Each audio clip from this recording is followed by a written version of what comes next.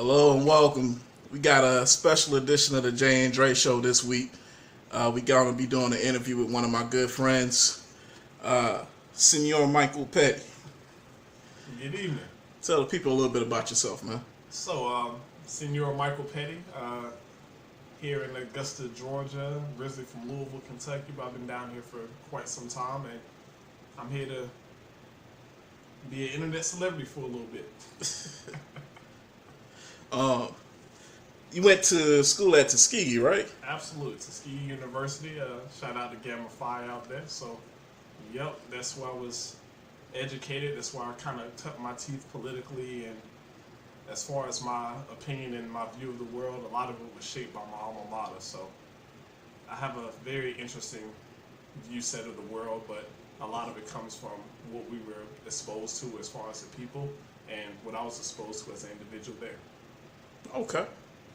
So, one of the things that's really big right now is the whole Colin Kaepernick situation in the NFL. Recently, some people have come out and said that he would have been signed if not for a tweet or a twit pic.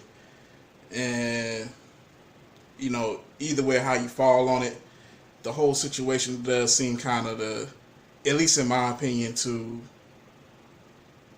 reek of the owners and the management of the NFL trying to silence not only him but political opinion going against the mainstream demographic, I guess you would say. Sure. So what's your take on it? I agree with you 100%.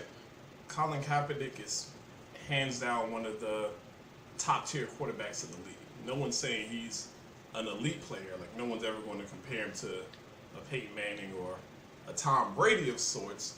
But you can't deny the man's talent. You can't deny what he brings to the table, the success that he's shown within the league, and the fact that he's remarkably young for a quarterback. He's still in his 20s.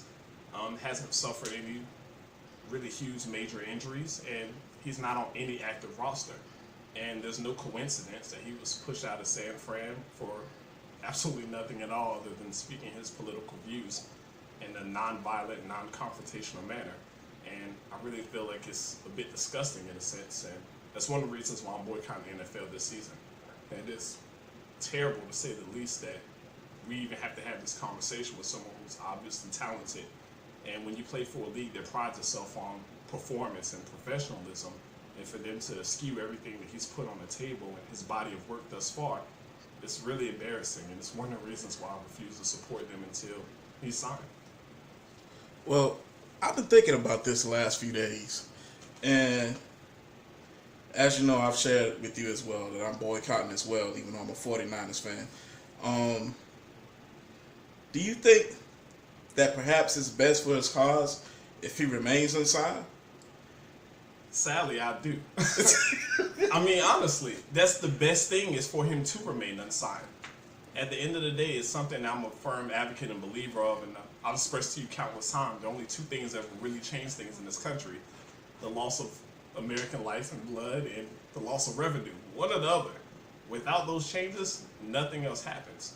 In his particular case, him not being on the team has allowed this discussion to even be continuing even now, when this is something that's happened last year. You know how the NFL is. You can knock out your wife on camera. People forget about it really, really shortly. But this has allowed the conversation to continue. And then you have incidents like what happened to Michael Bennett out in Vegas, where he's held down with a gun to the back of his head by the Las Vegas Police Department off of nothing other than wrong place, wrong time scenario. But it's insane. So I'm really, in a sense, happy and sad that he's going through what he's going through. But I feel like with most revolutionaries, you have to have some form of sacrifice. And I believe that Colin Kaepernick is an enlightened enough brother to know that he has to sacrifice his professional career to make a change for us as a people. And I'm pretty sure that he's cognizant of it. He's probably fully aware that he's not going to be signed.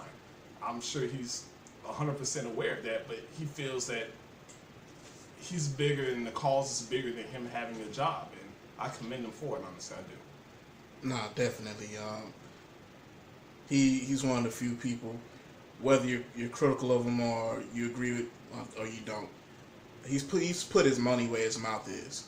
with cause after cause and everything that he believes in. I'm not sure if you had a chance to see this, but I actually saw this in a news article actually a couple hours ago before we sat down that the opening numbers for the NFL for the Thursday game. Yeah, we're down double digits. Yeah, down 13%. Which is huge. It is because they, from what I was reading in the article, I want to say right offhand they said it never had a opening game where it was less than 25 million for the ratings. So, do you think that the cause of that is due to Hurricane Irma? Yeah, because if nothing stops you from watching football, it's definitely a hurricane. Like, football is America's true pastime. Like, people say baseball, but that hasn't been the case in decades. Like, football is America's escape. It always has been. As a lifelong Pats fan, like, it killed me. It pained me not to watch the game. I literally just threw my phone away. I wouldn't even pull it open for any reason. It was hard, but I feel like it was worth it. At the end of the day, I would like to honestly believe that a lot of the viewership declines that they're going to see this season, that they're already seeing now, have to do with that. I mean, it's hard to justify investing your time and your money when it comes to ratings and viewership, things of that nature, in an organization that honestly and obviously does not represent you. I mean, the league is what, 70-80% African American. Mm-hmm. When it comes to players, when you look at coaches, you look at probably like less than 10. When it comes to ownership, 0. When it comes to people of color, really, like, it's a whitewashed league and it's a whitewashed organization, and their political views unfortunately show that as well. And at the end of the day, until we as a people begin the process of taking care of our own, supporting our own and our own endeavors, then we'll never see change. So I would like to honestly believe that it is helpful, that we're not watching, and that viewership will show it. They'll lose money, and maybe they'll begin to rethink some of the decisions that they're doing. And I think you're already starting to see it, because even with the Michael Bennett case, Roger Goodell spoke out publicly. It was like, oh, we encourage our players to speak about the things that are going on, and we want them to have that avenue and that opportunity to speak their mind. Whereas when Kaepernick was going through his situation, it was like, oh no, we love the flag. The American flag is the best thing since apple pie. So I'm really, really happy to see that already we're starting to see those changes. Even though Kaepernick has not been re-signed to a team, undeservedly, we're starting to see changes, and that means we're moving in the right direction. I'm kind of glad you brought up the flag. It's one of the things I wanted to pose to you. You served in the service for a bit, correct? I did. I have a flag myself. I love America. America is awesome. Best country on the planet. Hands down. I would concur. My feeling is, now I've never actually served myself. I've come from a military family. My family members, my uncles, grandfathers, cousins, somebody's been in a major conflict going all the way back to World War I in my family. And I myself was in recruitment officers training corps for a bit. One thing that I did learn while I was in there was flag code. And it tells you how the flag is supposed to be treated. And one thing I really find a little bit hypocritical with the protest is a lot of these people say that it's disrespectful not to stand and acknowledge the flag for the anthem. But in all of my recollection of flag code, I never encountered such a thing. Because it doesn't exist. At the end of the day, America is big on symbolism, symbology, I guess you can say. We are huge on it. When you look at our currency, you look at the monuments that decorate our country, and it even trickles into the Confederate monument conversation that we're starting to have as a country now at this point. The country is huge on symbols. Unfortunately, a lot of times when you place such an emphasis and such importance on a symbol of something, you forget what the symbol is supposed to represent in the first place. So for example, when you hear about all the controversy over Confederate memorials and statues and things of this nature, Everyone wants to defend the slab of granite, and they totally forget the real meaning and purpose behind the statue being put up in the first place. Very similar to the NFL treatment of Colin Kaepernick regarding the flag. He's never once mentioned the American flag at all. He refused to stand for the Pledge of Allegiance or for the Star Spangled Banner or the allegiance or anything of that nature, which really has nothing to do with the flag at all, honestly. And even if it was, the flag is a symbol of something else. And we're forgetting the purpose of the flag, and we're just looking at this inanimate object as a god in a sense, which is not supposed to be. But that's just due to the fact that we like to forget things, and we like to cast things in a different light. So something we don't like about someone, let's say Colin Kaepernick, oh, he's disrespecting the flag. Whereas I doubt any active or retired service member would ever tell you that, hey, because you refuse to stand for the American flag means you're disrespecting it. It's absolutely absurd. There's no connection between the two whatsoever. And to your point, I doubt any of these people know what flag code is. Okay. I feel it kind of leads me into a little bit of where the social economic climate as of late is in this country as a whole. For lack of a better terms, I can't make heads or tails. It's a joke, and when you hear people who speak like conspiracy theorists and staying woke and not being distracted by things, honestly, they're based in some form of truth. Like the conversations we're having are insanely idiotic. That we're even having a conversation about whether you want to stand for the Pledge of Allegiance or not, as a grown man, as somebody who understands the fact that the rights of you as an American citizen is to stand or to not stand, to kneel or to place your hand over your heart, to pull your hat off or to wear it. It's totally up to you. It's your personal discretion as an American citizen. People have fought and died and bled and been maimed and injured and everything else to give you that right and that option. We can't as a people sit here and say, oh, I respect these people for the way that they choose to acknowledge the flag, as we want to say, but we don't respect these other people. At the end of the day, the First Amendment is freedom of speech, you know what I mean? And that's a form of speech in a sense. And you can't take that away from anyone. There's a reason why that's the very, very First Amendment. I concur wholeheartedly. I think it's emblematic of where politics in this country is overall, and especially since the election of Trump. I feel kind of like everybody's kind of dug in their foxhole, and everybody's shouting at the other side, and there's no room for conversation anymore. And those that venture out into that no man's land eventually get shouted down by both sides. Yeah. You become a bit of a pariah for even offering to listen to the other side. Like, it's a big no-no. Bipartisanship is the third rail of politics, which is insane at this point. To wanting to work with someone else is like the worst thing ever. When Donald Trump announced that he was going to work with the Democrats on the debt ceiling increase, the Republicans lost their mind. Like, how dare you work with the other side? You're supposed to dig in your feet and do exactly what we tell you to do. Well, at the end of the day, both political parties, as far as Democrats and Republicans, are honestly fighting for a lot of the same things. When you open your eyes and you really read through the work and what's been trying to be pushed through Congress through multiple parties, it's the same thing. I mean, both parties are screwing us. It's just that one side has to be the adversary of the other. It's like a game of sorts. So they're playing each other and using the American people as pawns in the game. But ultimately, they're both doing the same exact things and kind of convincing us that they're different when they're very much the same. And when you have people who are willing to speak out about that, Bernie Sanders being a very, very prime example, all of a sudden he's crazy, he's a lunatic.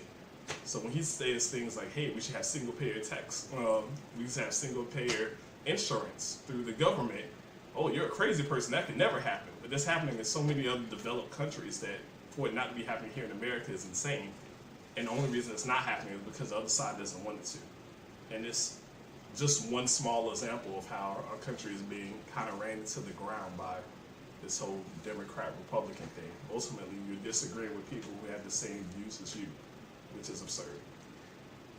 Man, I couldn't have said it better myself.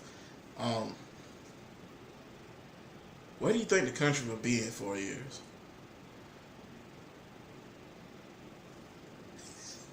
Sorry, I know I kind of threw you a grenade. I couldn't tell you. I couldn't tell you. So while we have a lot of areas of opportunity as a country, I'm a firm believer in America.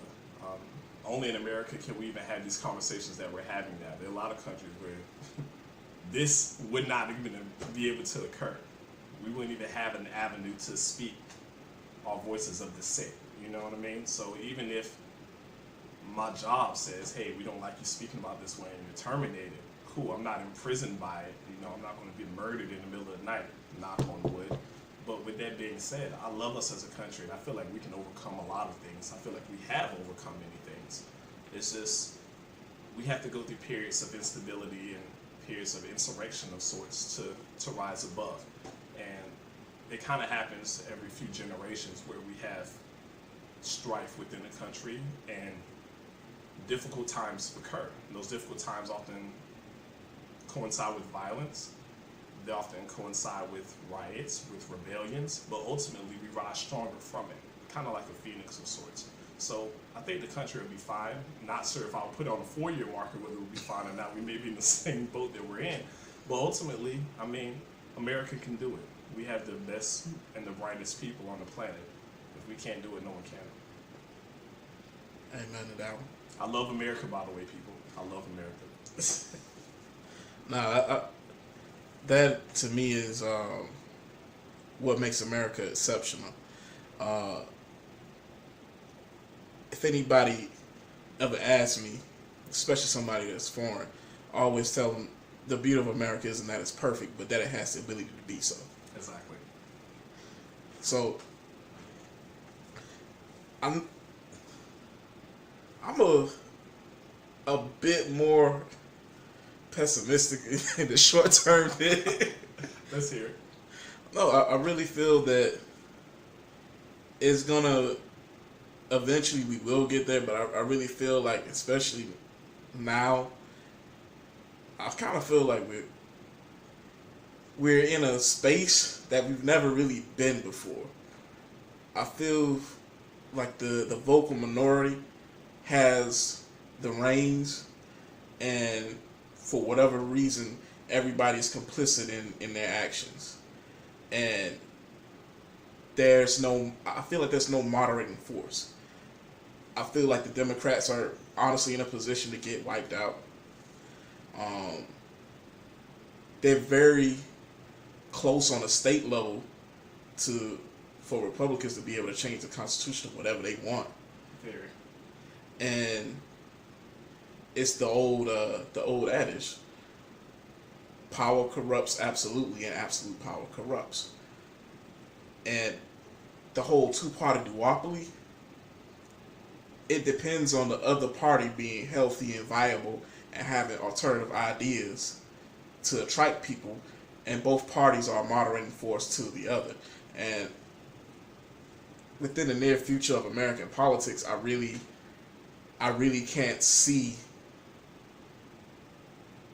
I can't see a healthy democracy even within like the next 10 years or so, just because of how siloed everybody's become with their ideals. And I really feel that in terms of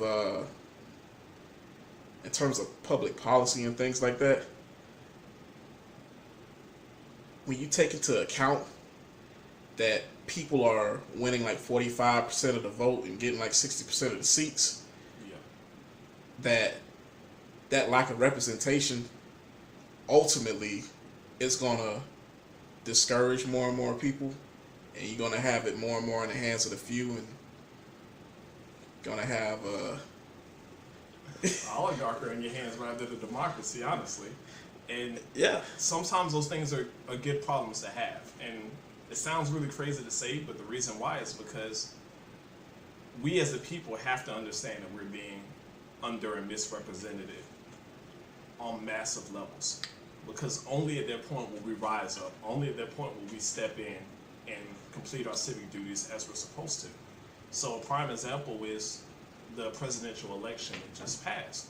So while we paid a lot of attention to it, and it gets all the mass media press and all the attention of everyone, when do we realize that the national election really pales in conversation or in comparison to the local elections that we have constantly when it comes to who are your local representatives? Who's fighting for you in the Senate? Who's fighting for you in the House? Who's your mayor? You know what I mean? Does your governor represent you? And until we really start to have these real conversations about that, nothing will change. So in a sense, the pendulum has to shift, or the scale has to tip so far in someone else's favor to where the people actually stand up and say, hey, this is wrong. And we're going to have riots in the streets, and there's going to be blood. And it sounds apocalyptic, but it's needed. And when you look through history, and I always say history repeats itself, it always happens. Even for our country to be built, it was built off a misrepresentation of the masses. For no other reason were we willing to put our lives on the line to do something different, to step out on a limb and say, hey, we've never done this before, but it's better than what we've had. So I'd much rather risk everything than continue what I'm doing now because it's wrong. And as a people, we're so complicit with everything that's going on, we have to have those periods of hard times to look for something different. So in a sense, I agree with you 100%. Short term, we're probably not going to see the changes that we want to see. It'll just keep a table tennis game of it going back and forth, of blame game. But at some point, we as a people will stand up and say, it's not right, I don't agree with it, and I'm ready to do something to show you that I don't. And at that point, then we as Americans would truly serve our purpose. And that's one reason why I commend Kaepernick. He's already initiating that, like, hey, this is wrong. And I'm willing to make that self-sacrifice to tell you it's wrong. But until we sacrifice, nothing will come of it in our favor. But once that time comes, then we'll unite. And it's not just people of color, white people as well. They're very soon going to be the minority here. And they'll very soon see how it feels. True. So, well, get to something a little bit more positive. Yeah, we can lighten it up a bit. Because I can doom and gloom all day. Yeah, you going with the best of them now, bro. How do you think Kaepernick will be remembered like 10, 15 years from now? As the hero that he is. It's very rare that we give people their just dues when they're alive and when they're of able mind to really appreciate it. He'll be put in a position where he's outcast, where he's dragged through the mud, and with time, within the next couple of decades or so, people will be able to look back and say, you know what? He had a lot of really, really good ideas. And it happens to a lot of people who are demonized politically as well as publicly. So when you look at Hugo Chavez, he's this big pop culture person now, whereas 20 years ago, you better not say this man's name in public. You know what I mean? But the reason why is because we have a chance to really look at things in a larger sense.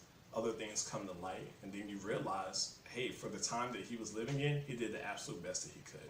Whether you agree or disagree with his methods, you have to understand his heart. He was doing something that was pure to him.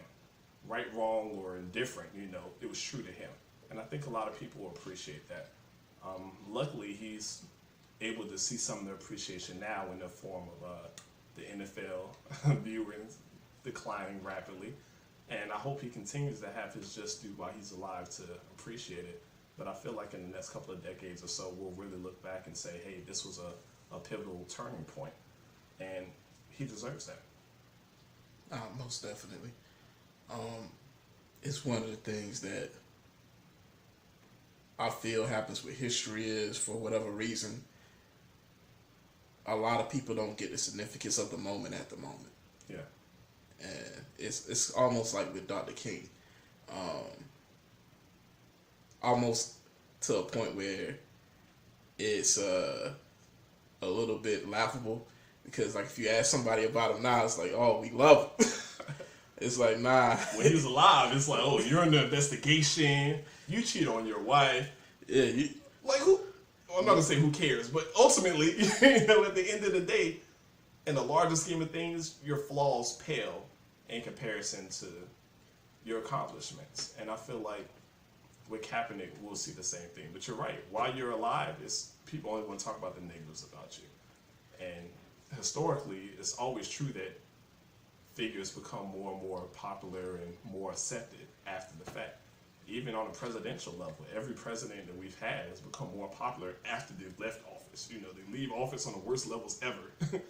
And then when they leave, everybody's like, man, it really wasn't that bad. Like, man, Bush wasn't really so stupid after all, was he? And you have people like Trump in office, and you start to really appreciate the more liberal conservatives in this world. Do you think that would speak the truth? Do you think we'll ever look back and say, man, I miss Trump? I hope not. But one thing I will say in Trump's favor is I admire his form of honesty. He's a very dishonest person. Please don't let that be misconstrued. But I really honestly believe in his head, he's speaking his truth. And doesn't that just make you delusional? It does make you delusional, but it doesn't really make you a liar. And we have a lot of liars in this world who know they're lying to you, who know they're misleading you, and they're okay with it. Trump is delusional to a sense where he believes his lies. So that's more of like a medical issue or a mental health issue. And you know, I sympathize with people who suffer from mental health because it's not a fun thing. It's not something to be laughed at. And ultimately, Trump is who he is. There's no one who's going to be surprised when he says, hey, I want all people who aren't white or orange to leave the country. We're all going to be like, well, I kind of saw that coming. Trump's a bad person, blah, blah, blah. But ultimately, he's a straight. He's a straight shooter. And I kind of admire that because soon we're going to get back to the point where you don't know who's telling the truth and who's not. And those are the people you really have to worry about. I'd much rather deal with the demon I know than the one that I don't. And with Trump, at least I know where he stands. And I can bank on that to some extent. And I can appreciate it. I mean, he's made his racist views very clear. And I can deal with it. At least he's following through with what he said he was going to do. He said he was going to kick out all the illegals and build a wall, and all these are terrible things, but he claimed it, and he was elected based on it, so I don't expect anything less of him. But I do fear the point where we get to a president who says one thing but does something completely counter, and is charismatic enough to get people to believe that he really has their best interests at heart. Because no one believes that Trump has their best interests at heart. And for that reason, yeah, we'll look back at some point and be like, man, we're really getting screwed over now. At least when we had Trump, he said these things were going to happen. So that's the way I feel about it. I feel like Trump is a very interesting political figure. And honestly, I've grappled and gone back and forth with this myself, that either we are witnessing unparalleled incompetence, or we are witnessing a grand master of chess. And the game hasn't quite played out far enough yet to know quite which one is which. And I do feel that Trump is transformative in that, like you said, he's very transparent with a lot of things and a lot of intentions. And I feel like with Trump in office, a lot of things that really wouldn't get covered on the evening news is getting covered, and that people are seeing what our government, how they truly do business. 100%. I'm not sure whether it's unwittingly or not, but he's lifted the veil on a lot of practices and on a lot of procedures that are disadvantageous to people of color. Or even just people who aren't uber billionaires. You know what I mean? He's showing that the country has been screwing us for decades and that they're continuing to do so now. Whereas before, we had people in office where we didn't really know. It was more of a guessing game of why these things are happening.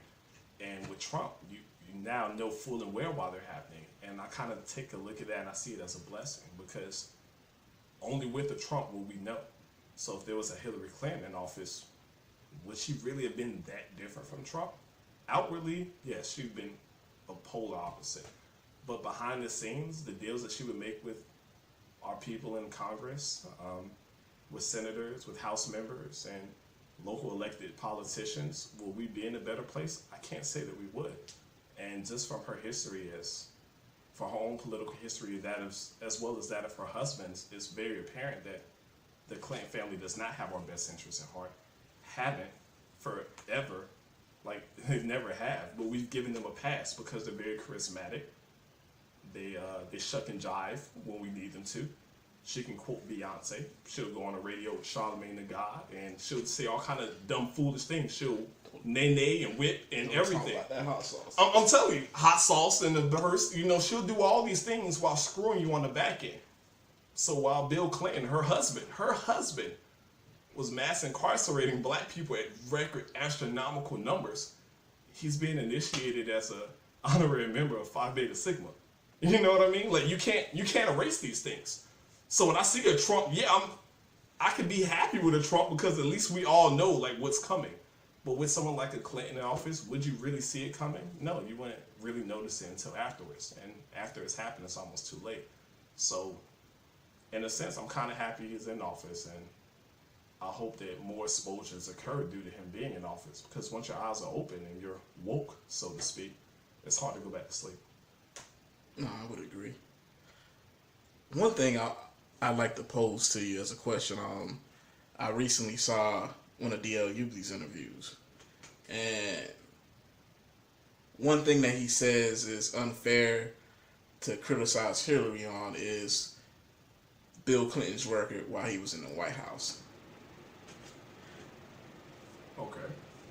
And he says that it's unfair to criticize because Bill Clinton was ultimately the one that had to make the decision. And that even if she did feel one way or another, ultimately it was him that pulled the trigger on it. Which, to a certain extent, is true. That's very true. The buck stops with him. Literally, that's very true. However,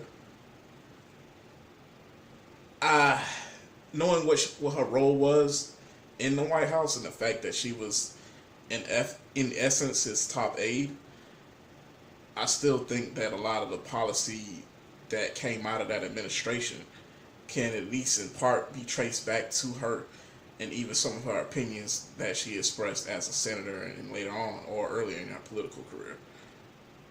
I feel like we will be foolish to discount the power that women have over us as men. I mean, honestly, you will be a fool to sit back and say, oh, yeah, that's just his wife. She just takes pictures and kisses kids and reads the children on television. That's absurd. Anybody who's ever been in a serious relationship, and they've been married for decades, you know what I mean? And this is a political marriage put together while they were young in college, you know what I mean? Like this was in the makings forever before it actually came to fruition. You're a fool if you think that your woman does not have power and sway over you. And you're an even larger fool to think that someone's top aide as a president is not the one really driving the bus or steering the vehicle, so to speak. Even when you look at Donald Trump, you know good and well half the things he's saying are not really coming from him. He's reading directly off of a Fox News like pamphlet or straight from Breitbart. You know what I mean? Like none of this stuff is really him. And it's very rare that you have a president who everyone knows is a large figurehead who's really thinking and acting of their own volition. It's all coming from the aides. I mean, you have to keep in mind, you have someone, let's use Trump for example. He's not even a politician. He's never been a politician. He knows nothing. So all these things that he's doing, who is it really coming from? You know what I mean? And it's not to say that Bill Clinton was a know-nothing president, but we'd be foolish to say that all those acts were his own and his wife had absolutely nothing to do with it. She was just playing a good wife. That's kind of crazy. I mean, you had to be so blind to a woman's power to think that, or so on the high horse of male superiority to feel that way. And I'm not of that flavor. Fair enough. It's her fault. Well, fair enough. Man, it's been an interesting talk. Absolutely, it's a pleasure being on here. I appreciate it. No problem. Anything else you wanted to hit before we get out here? Shout outs to the audience. I'm a huge fan of the show, and I'm really, really blessed to have a chance to kind of speak my 2 cents as somebody who's been watching for the last couple of months or so. And I'm just like you guys up there. I'm waiting on the next episode, trying to get into it, and it's a good locker room conversation, so to speak, a water cooler conversation to have. So nothing else for me. I'm just happy to be here. I appreciate it. No, I appreciate you coming on, brother. Thank you to the audience. This has been a special edition of the show. I'm your host, Dre. Good night, America. Good night.